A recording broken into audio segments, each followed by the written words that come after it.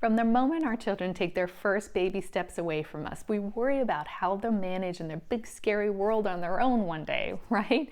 And I don't mean when they graduate high school. Long before that, they start spending the majority of their time away from us and are exposed to so many opportunities to make life-changing mistakes.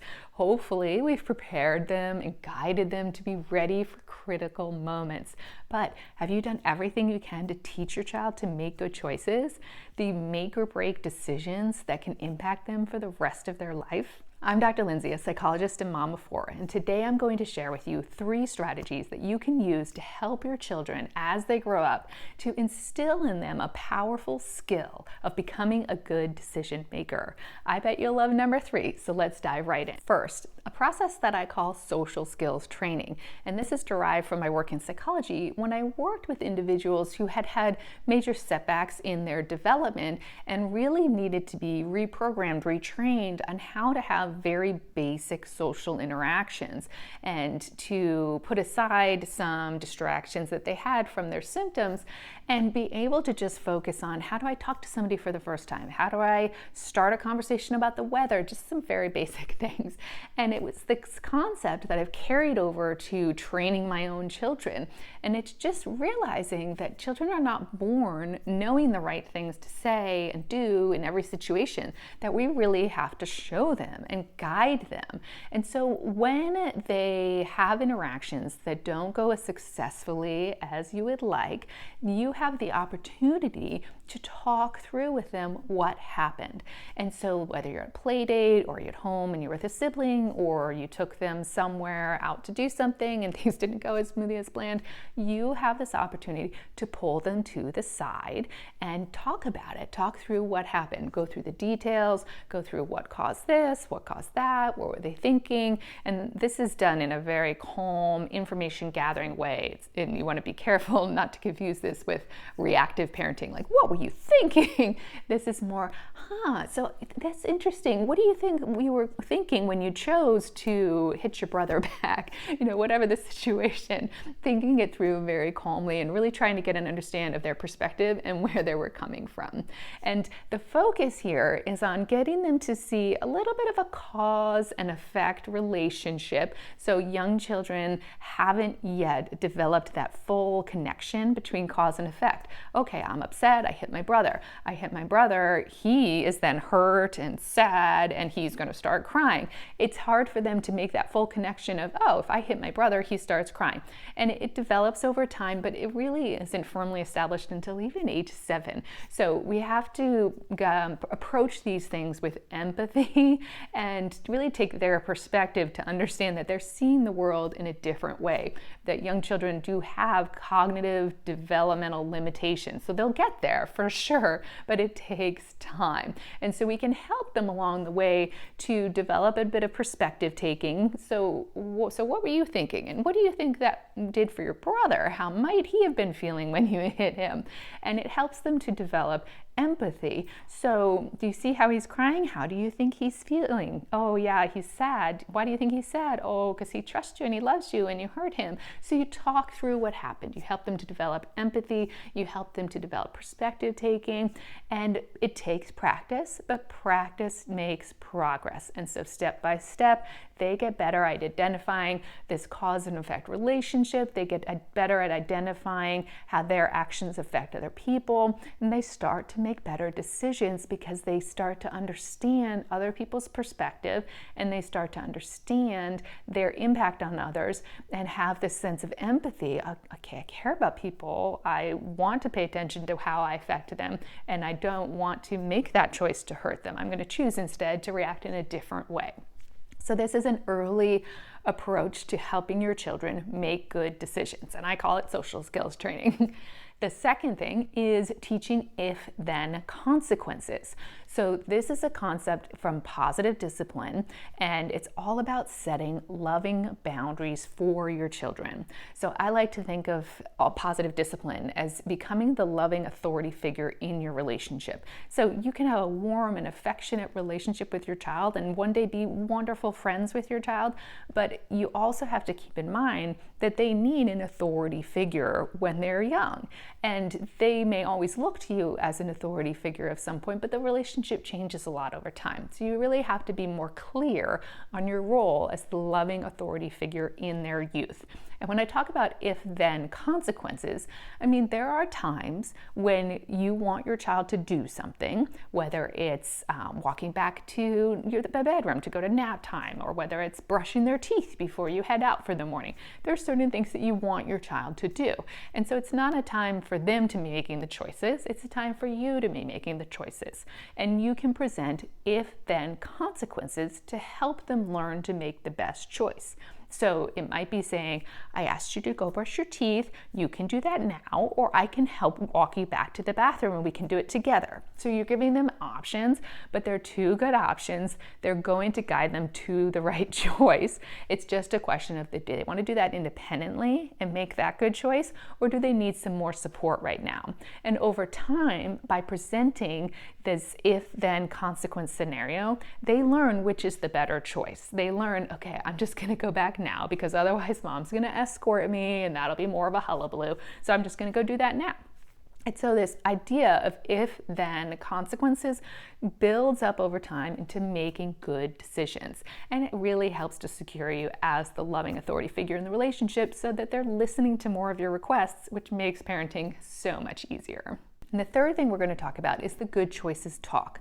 So this concept comes from a core psychology technique called behavioral rehearsal. In behavioral rehearsal, you're talking through and practicing situation-specific behaviors. And so when I say situation-specific behavior, it might be you go to the doctor's office and you want to know how to appropriately talk to the receptionist. Let them know you're a new patient, you're here to see Dr. Smith, your appointment time's at this time. Or it could be you're going to be meeting somebody new at a meeting. Maybe you're going to a meeting, it's the first time you've been there, and you are going to be meeting new people. So it could be introducing yourself and making some general, just casual conversation. So situation-specific behaviors. And this can help your children to perform better in that situation. So, it could be that you're going out to eat and you want to practice ahead of time politely ordering so that when they get to the restaurant, they're more likely to politely order. So this concept of behavioral rehearsal, I use a lot in my parent coaching business. It helps people to prepare their kids for a variety of different situations. Now, this good choices talk stems from this behavioral rehearsal concept. I believe that you can prepare your kids for many real life situations that may prove to be stressful in the future and potentially pose a risk that they might make a bad decision. And so by talking through any potentially tricky situations that your kids may encounter in the future, we can prime them for better behavior, including making good choices. So this is the essence behind the good choices strategy. It's the concept of teaching our children about making good choices versus bad choices. I started doing this years ago with my kids and do it regularly now. I have an alarm that goes off on my phone to remind me every 3 months to have the good choices talk. So it started out because I heard these situations where kids were getting themselves into trouble. And they were things where I thought, gosh, I'm not sure that I would have known what to do in that situation. And this started out because I heard a few stories that were alarming to me of kids making choices that they really didn't understand the outcomes, the possible outcomes. And these are things that even adults may have made a poor decision in this situation as well. So let's talk about the laser pointer. So I heard about these kids who had a laser pointer, just even a cat toy. Laser pointers can travel very far on a clear night.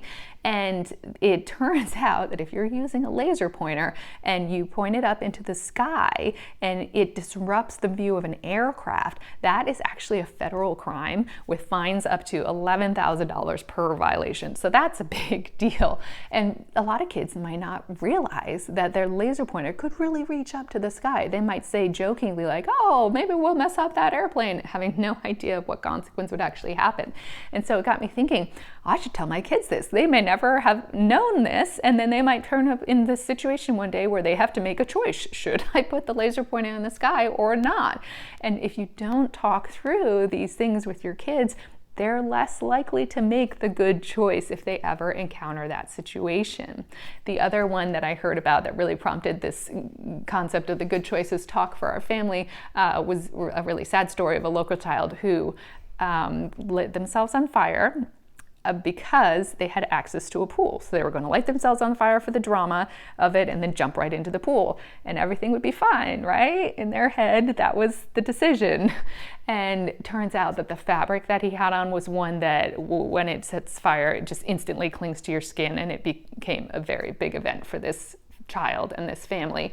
And so again, I was like, wow, I don't know. I wouldn't have ever lit myself on fire, but I probably would have thought that it'd be fine if I jumped in the pool. How are you to know if you never hear about these things, if you never get primed with that good information to then help you to make that good choice? And so I came up with this concept of the good choices talk.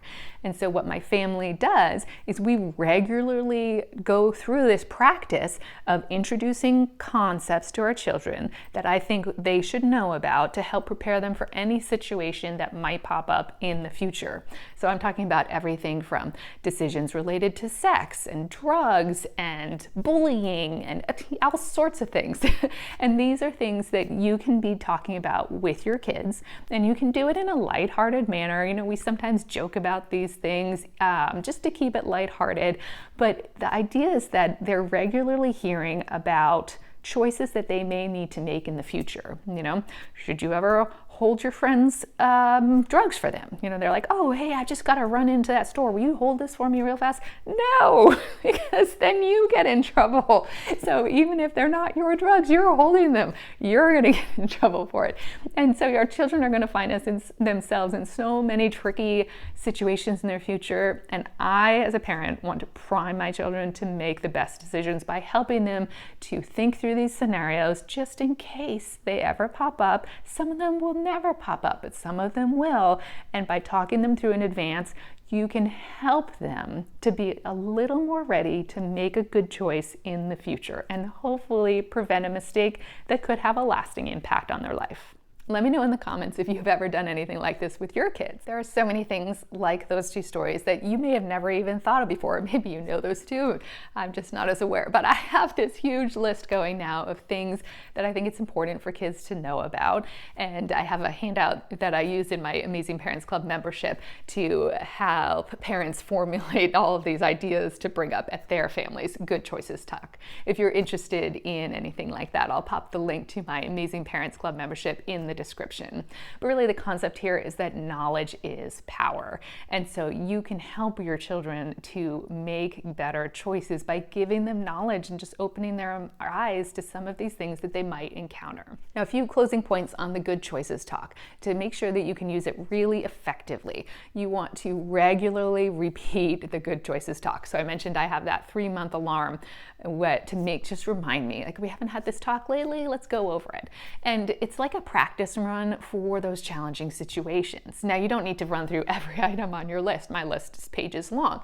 You don't want to go through that every 3 months. That would be a very boring talk. But if you do it regularly, then you can pick and choose some of the more relevant topics, or just kind of rotate through them to make sure you cover them all at each version of the talk. Oh, and a pro tip is you can tie in some target behaviors. So let's say your child's having a little bit of difficulty with something around the house, like putting their laundry away right after it comes out of the dryer, as opposed to letting it sit for days. You can even bring that up, you know.